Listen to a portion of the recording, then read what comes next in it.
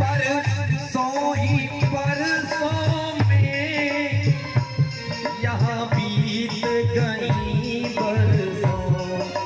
ओ परसों ही परसों में यहाँ बीत गई बरसों।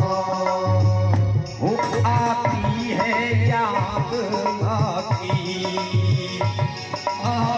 है याद आती, मेरी फटे रही जाती है मैया की, बड़ी याद सताती है मैया की। कन्हैया ने उद्धव को एक पत्र लिख करके दिया है, उद्धव एक बार तुम इसे लेकर के ब्रजवासियों के पास जाओ। और महाराज उद्धव उस पाती को लेकर के जब ब्रज में आए, देखा ब्रजवासी गोविंद के दर्शन की लालसा में पल पल कैसे तड़प रहे हैं। न दिन में चैन न रात में नींद,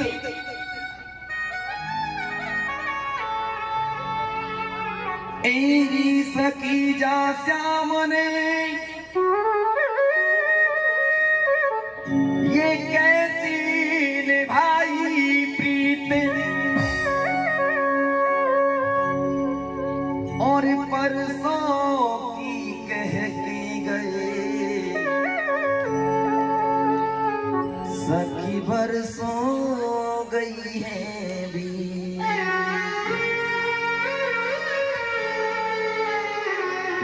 परसों की कह कर गए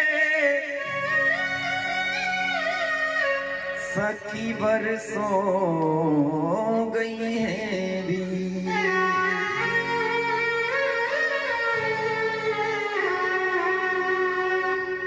एक एक पल ना दिन में चैन ना रात में नींद, इतनी व्याकुलता वो विरह ब्रजवासियों का उद्धव खो गए। मैया यशोदा के जब भवन में प्रवेश किया ना, मैया को प्रणाम कर रहे उद्धव, मैया कहती है ए बाबा चुप हो जा, अभी मेरा लाला सो रहा है, तेरी आवाज तू सुन के मेरो कन्हैया जग जाएगो। मैया भी इतनी विरह में पागल है, जिस दिन से कन्हैया सोकर छोड़ करके गए, परसों में बरसों जरूर हो गई। मैया ने रोते रोते नेत्र ज्योति जरूर वही कर ली, लेकिन आज भी मां को ऐसा प्रतीत हो रहा है यशोदा को कि मेरा कन्हैया मेरे पालने में सोया हुआ है। महाराज उद्धव तो खो गए प्रेम सरोवर में जाकर के। ये ब्रजवासियों का जो प्रेम, जो चाह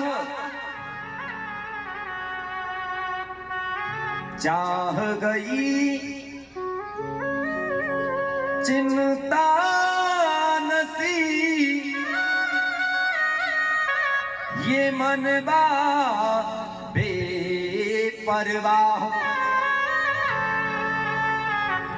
ना कोई चाह ना कोई चिंता, ये सब ब्रजवासी केवल और केवल कृष्ण के आने का इंतजार कर रहे हैं।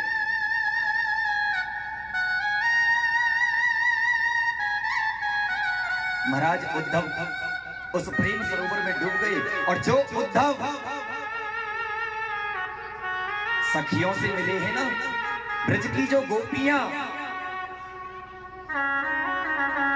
जिनका दर्शन करने उद्धव गए, क्या किया? जिस दिन से कन्हैया ने इस ब्रजमंडल को छोड़ा, उस दिन से गोपियों ने उस ब्रजमंडल का त्याग कर दिया।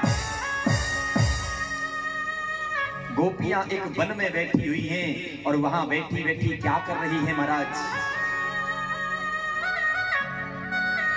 स्वप्ने पश्यन्ति आकान्तम् धन्यास्ता सखी योषिता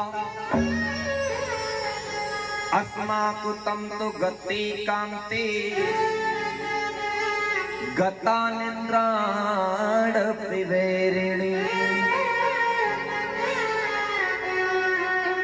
ये सब सखी अपने अपने सपने एक दूसरे को सुना रही हैं। जगती हैं तो कृष्ण, सोती हैं तो कृष्ण, आती हैं तो कृष्ण, कहीं जाती हैं तो कृष्ण।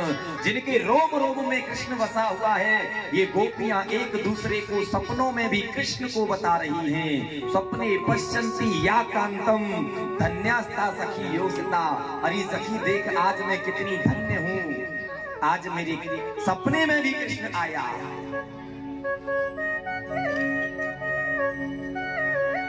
एक दिना की बात सखी,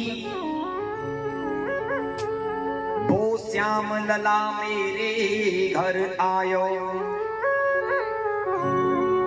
मैंने समझो ब्रज को सखा,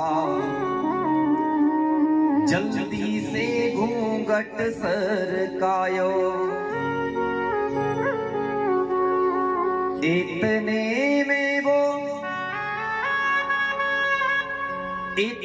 में वो चलो गयो। एक सखी ने मुँह को आन बतायो, और आग लगे मेरी घूंघट में। अखियां भर श्याम मैंने देखे न पायो। आग लगे मेरी घूंघट में, अखियां भर श्याम मैंने देखे न पाया।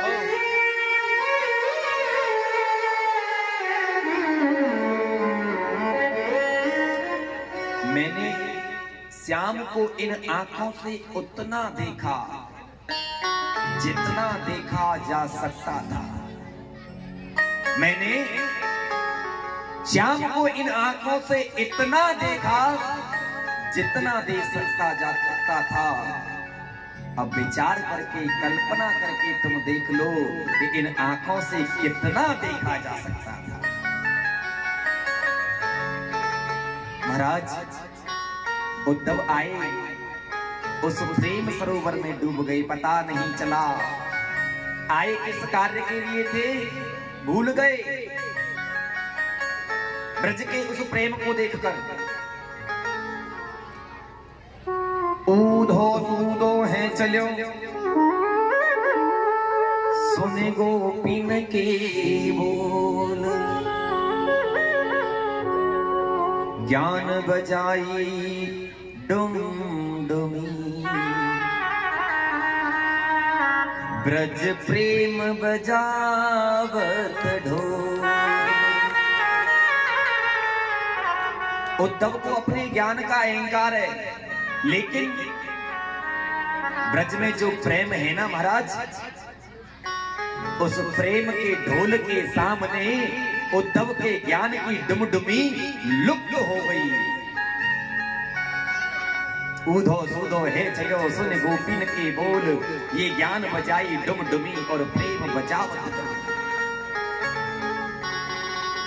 उद्धव लौट करके कन्हैया के पास पहुंचे, देखा जिन ब्रजवासियों को मैं छोड़ करके ब्रजमंडल आया हूं, वो तो कन्हैया के साथ में है। अच्छा, ये बात बिल्कुल नितांत सत्य है। ये हमारा तुम्हारा वहम होता है। दुनिया में, संसार में, वासनाओं में भगवान को ढूंढते फिरते हैं। जग झंझटों में भूला प्रभु कुछ भी न मेरे पास है। तुम्हें ढूंढने जाऊं तो जाऊं कहां, घट घट में तेरा वास है। ये तो केवल हमारा एक झूठा भ्रम है जो हम ढूंढते फिरते हैं। अन्यथा ना भगवान कभी हमसे दूर होता है और ना कभी हम भगवान से दूर होते हैं। जिस दिन प्रभु की एक तन मात्र के बराबर भी दृष्टि हट गई, उसी दिन हमारा पतन हो जाएगा। वो हर समय हमें देखता है। एक बड़ा सुंदर भाव गाते हैं, पल पल ये प्रभु देखता है। दुनिया की नजर से बच सकते हो, दुनिया की नजर से बच सकते हो, लेकिन इसकी नजर से नहीं महाराज। पल पल ये प्रभु देखता है, तुम पुण्य करो या पाप करो, न कोई इसकी नजर से बच पाए, न कोई इसकी नजर से बच पाए। तुम पाप करो या जाप करो, ना इसकी नजर से बच पाए। तुम पाप करो या जाप करो, हर समय प्रभु यही देखता है। तुम पुण्य करो या पाप, हर समय हर घड़ी हमारे साथ खड़ा हुआ है, फिर भी न जाने क्यों नजर बचाते हैं हम।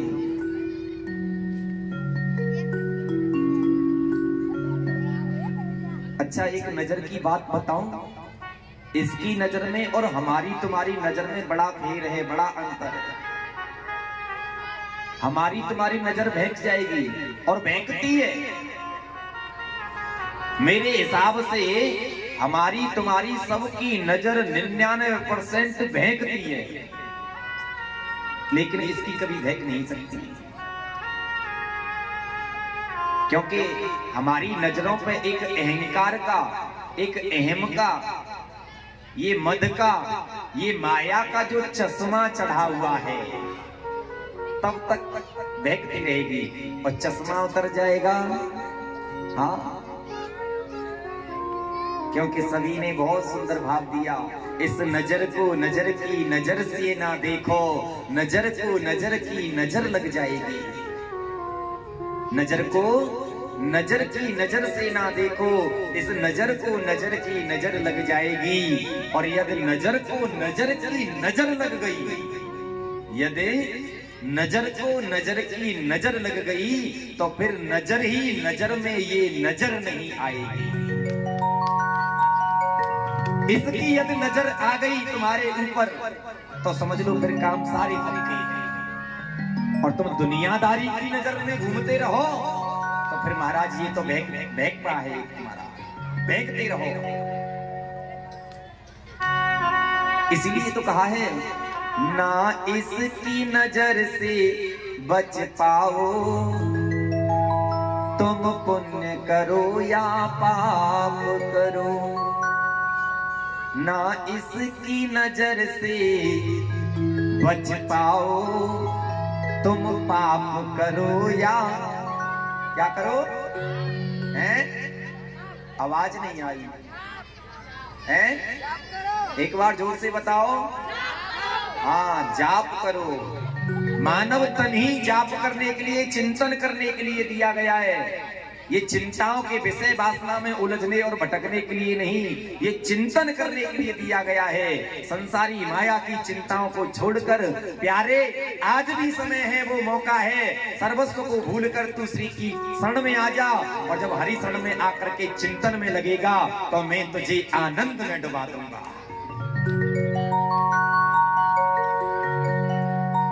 वो आनंद, क्या आनंद, क्या परम आनंद, क्या महाराज उस आनंद की कोई अनुभूति नहीं कर सकता। उद्धव लौट करके आए, उद्धव का सारा ज्ञान आहा सब चूर चूर हो गया। ब्रजवासी भी वही हैं, ग्वाल भी वही, सखी भी वही, मैया यशोदा भी वही, नंद बाबा भी वही। क्या है? क्योंकि ना कभी भगवान हमें छोड़ सकता और ना ही कभी हम भगवान को छोड़ सकते हैं।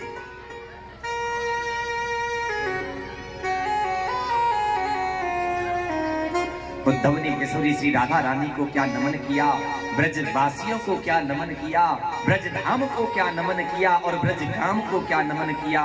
वो कहते हैं प्यारू, अगर मेरी एक मनोकामना हो जाए तो मैं कह दूं उद्धव से।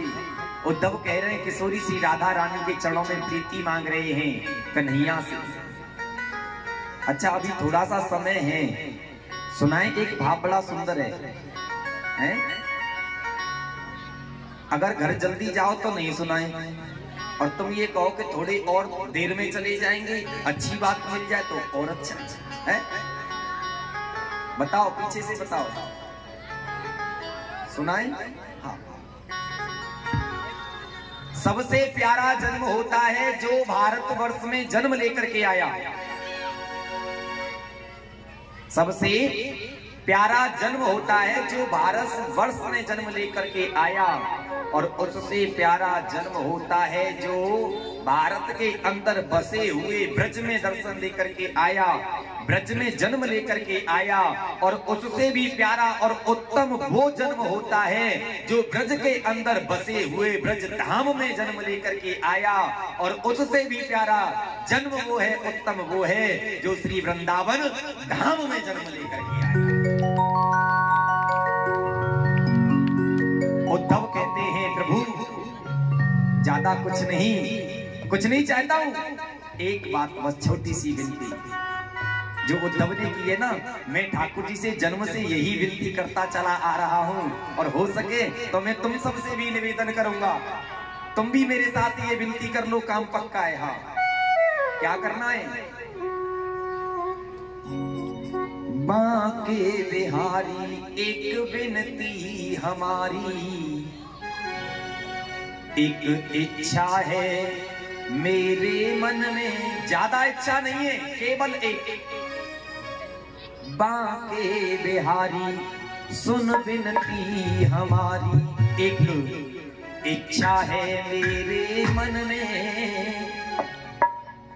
जब जब जन्म धरा पर धारू, जब जब जन्म धरा पर धारू मोहे जन्म मिले वृंदावन में, बांके बिहारी सुन विनती हमारी।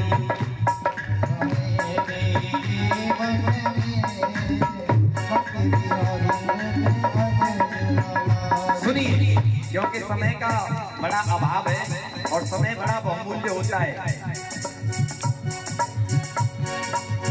समय बड़ा बहुमूल्य है। भक्त कहता है प्यारे मैया कहां जा रही हो? बैठ जाओ। हाँ, मैं बता दूंगा, हाँ बुला लूंगा, मैं चिंता मत करो। भक्त ने कहा वृंदावन की कुंजन में श्री कृष्ण ने रास रचाया था, वृंदावन की कुंजन में श्री कृष्ण ने रास रचाया था।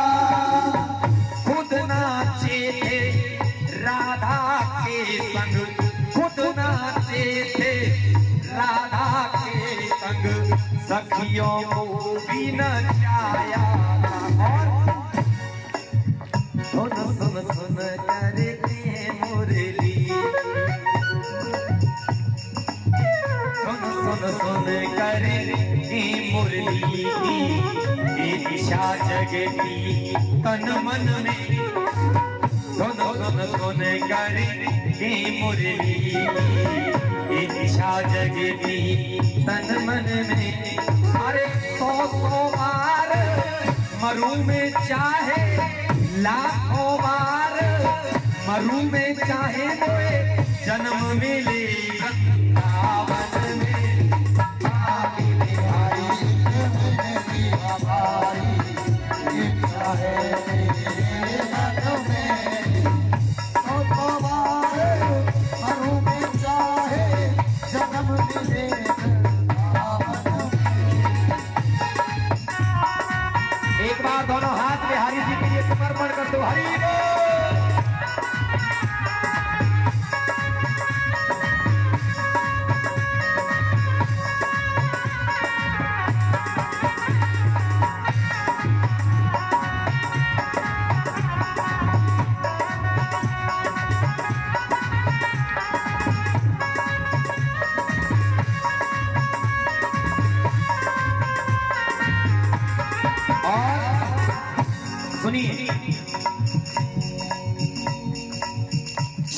घाट और केसी घाट बने बीच में काली दह रही है। नीर घाट और केसी घाट बने बीच में काली दह रही है। अपना ये ब्रज धाम निराला जामे जमुना मैया बह रही है। अपना ये ब्रज धाम निराला जामे जमुना मैया बह रही है। हरे करे स्नान श्री यमुना जी को, करके पान नित जमुना जी को, ध्यान धरूं तेरे चरणन में। करके स्नान श्री यमुना जी को, ध्यान धरूं तेरे चरणन में। 100 बार मरु में चाहे लाखों बार मरु में चाहे मोए जन्म मिले वृंदावन में। आके बिहारी सुने विनती हमारी।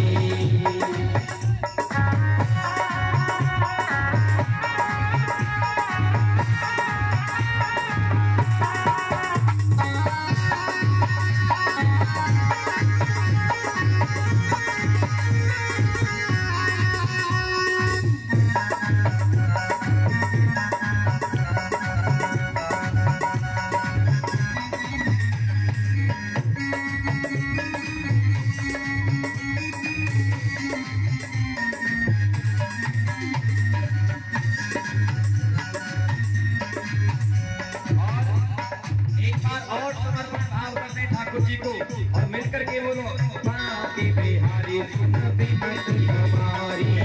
इच्छा है मेरे मन में, बाकी बिहारी सुन विनती हमारी।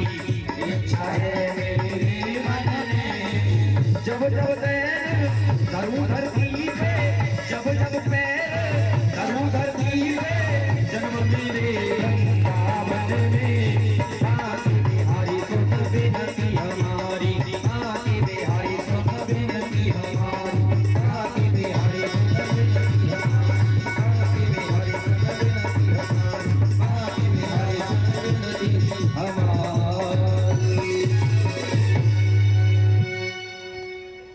और चारों धामों से निराला ब्रज धाम के दर्शन करे लो जी।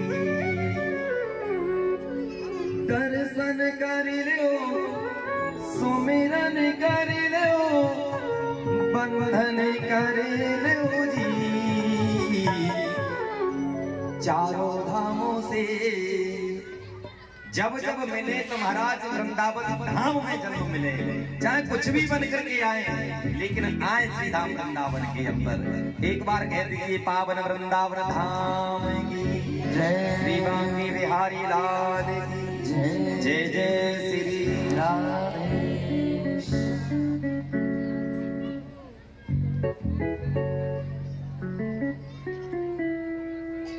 परम वंदनीय श्री सुखदेव जी महाराज कहते हैं, राजन, कंस की 2 पत्नी हैं, अस्ति और प्राप्ति। अस्ति प्रातिश्च कंसस्य महिषमो भरत पर्ववान्। मृते भर्तरि दुःख्यार्ते ईयतो स्म पितृग्रहन्। अस्ति प्राप्ति ने जाकर के महाराज जरासंध से शिकायत कर दी कंस के वध होने के बाद। जरासंध ने अपनी 23 अक्षोहिणी सेना सजाई और मथुरा नगरी पर चढ़ाई कर दी। 17 बार भगवान ने उसको हरा दिया। 18वीं बार वो ब्राह्मणों को यज्ञ पर बिठा करके आया और ब्राह्मणों के लिए भगवान रण छोड़ करके चली गई। भगवान जब चले गए तो यहाँ काल यवन भी आया था, भगवान के पीछे पीछे दौड़ने लगा। दौड़े दौड़े भगवान एक गुफा में प्रवेश कर गए। जहां गुफा के अंदर पहले से ही मुचकुंद सोया हुआ था। भगवान ने अपनी चादर उसको उड़ा दी और भगवान पर्वत पर चढ़ करके रसातल में समुद्र में कूद गए। लेकिन कालयवन जब गुफा में गया, उसने चादर देखी कन्हैया की, सोचा यही कृष्ण सो रहा है। चादर उठाई, कालयवन के ऊपर जैसे ही मुचकुंद की दृष्टि पड़ी, कालयवन जल करके भस्म हो गया। भगवान द्वारका में समुद्र में कूदकर विश्वकर्मा जी का इन्होंने आवाहन किया। विश्वकर्मा के द्वारा द्वारकापुरी का निर्माण हुआ। भगवान ने सभी यदुवंशियों को द्वारका में बुलाया और यदुवंशियों ने भगवान श्री श्याम सुंदर का राज तिलक करके भगवान को द्वारकाधीश बना दिया, द्वारका का राजा बना दिया। बोलिए द्वारकाधीश भगवान की जय हो। समय अनुसार श्री कृष्ण जी के बड़े भाई बलराम जी महाराज का विवाह संपन्न हुआ और इसके बाद श्याम सुंदर के विवाह की तैयारी। राजस्यासीद भीष्मको नाम,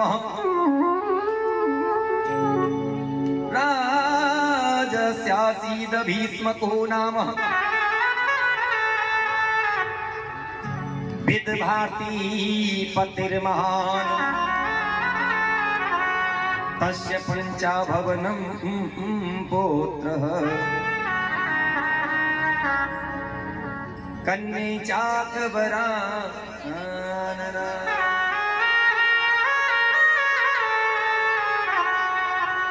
एक कुंदनपुर के रहने वाले ही राजा, जिनका नाम क्या है, भीष्म। राजस्यासीद भीष्मको नामः विदवर्ती पत्रमान। वो एक दिन राजा भीष्म समुद्र की तरफ टहलने के लिए गए, भ्रमण करने के लिए। तो वहां उन्होंने तस्य पंचहा भवनम, वहां एक पुष्पों का बहुत बड़ा ढेर देखा और उस पर एक कन्या को खेलते देखा। महाराज उस कन्या को राजा भीष्म ने पुष्पों से अपनी गोद में ले लिया और उसे घर लेकर के आए। इसी कन्या का नाम है रुक्मिणी। भीष्म ने भगवान श्याम सुंदर के साथ विवाह करने का संकल्प लिया, परंतु रुक्मिणी का एक भाई है रुक्मी ने रुक्मिणी की सगाई अपने साले के साथ में तय कर दी, जिसका नाम था शिशुपाल। और ये बात जब रुक्मिणी को पता चली तो रुक्मिणी इस बात पर बड़ी उदास हुई। वो रोती रोती अपनी भाभी के पास में आई, पूरी बात उनको बताई। भाभी ने कहा चिंता मत करो,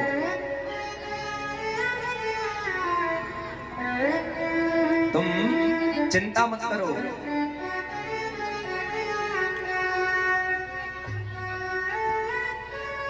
जो तुम्हारे मन की कल्पना है, कामना है, वही होगी।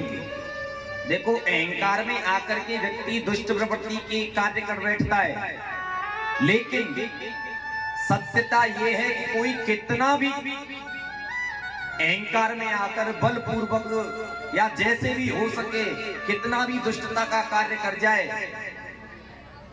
लेकिन वो कार्य नहीं, उसमें जब परमात्मा साक्षी होता है ना, ये तो केवल अहंकार अंदर आदमी के,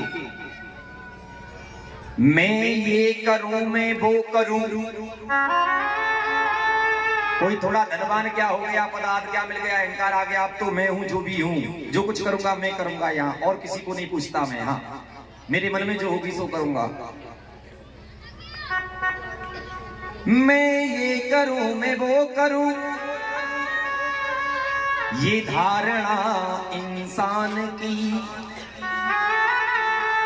मगर होनी तो होती है वही जो इच्छा है भगवान।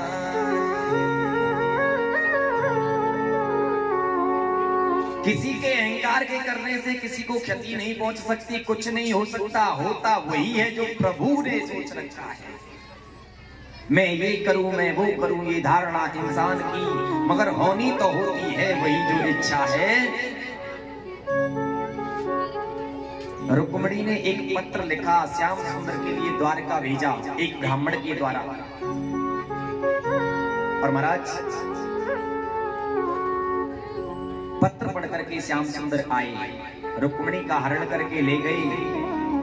जब भीष्मक राजा को पता चला तो राजा भीष्मक ने फिर कुमकुम पत्र का द्वारका भेजी, सम्मान सहित कन्हैया आए। तब रुक्मिणी जी का सम्मान सहित सांडिल्य मुनि के मंत्रोच्चारणों द्वारा विवाह संपन्न हुआ है। बोली बांके बिहारी लाल की जय हो। अच्छा, कहने के अनुसार तो विवाह हो गया, अभी कहा है ना हमने, सांडिल्य मुनि के द्वारा मंत्रोच्चारण करके रुक्मिणी का विवाह संपन्न करा दिया गया। अब देखते हुए और करें। मैंने कह रहा था ना, कहा हुआ कम समझ में आता है लोगों को, आजकल देखा हुआ ज्यादा आता है। अब देखते हुए चल रहा है। सुंदर सी झांकी आ रही है और उसका हम सब देख करके दर्शन करेंगे और फिर कन्या आदि पूजन करेंगे और कन्यादान भी करेंगे और फिर ठाकुर जी के साथ में रुक्मिणी को